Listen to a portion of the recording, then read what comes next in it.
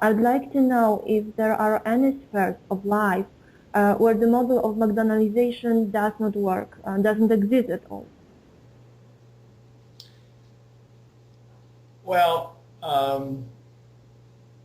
one of the things that I've written about and other people have written about is the Mcdonaldization of sex. And, the idea that sexuality and sexual relations can be McDonaldized would seem to indicate that there are no sectors of life that cannot be McDonaldized.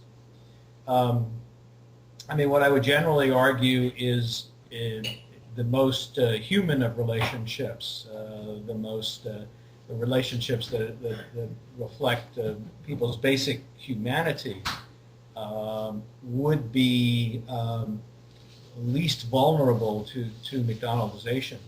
But there are things like discussions of McIdentity, the McDonaldization of identity, and the fact that we live in a McDonaldized world where so many sectors of the world are McDonaldized ends up affecting our identities and McDonaldizing our identities. So again, if our identities can be McDonaldized, what is safe from McDonaldization?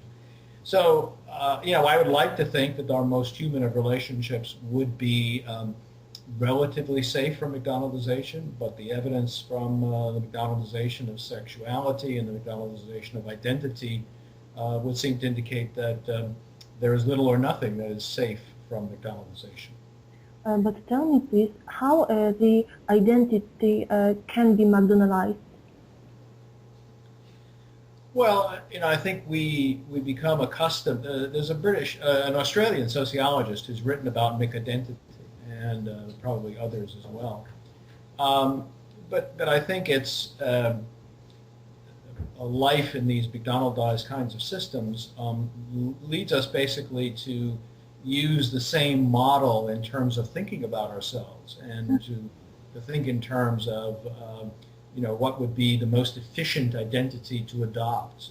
We would want to have a predictable kind of identity which would work for us in a variety of different kinds of circumstances.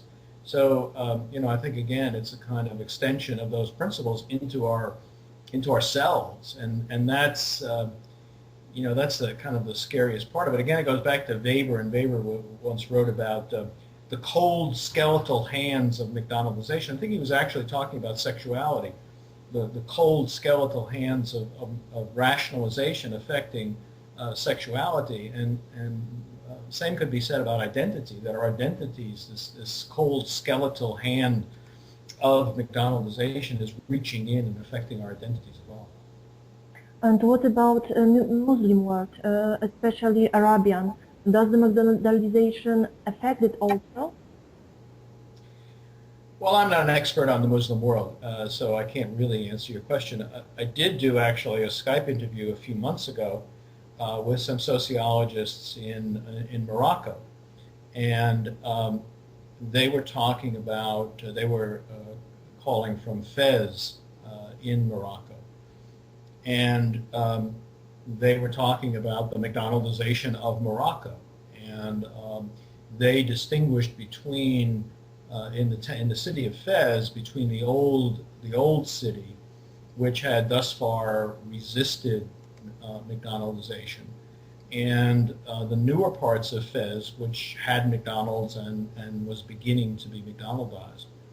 So, I think that there are parts of the Arabian world.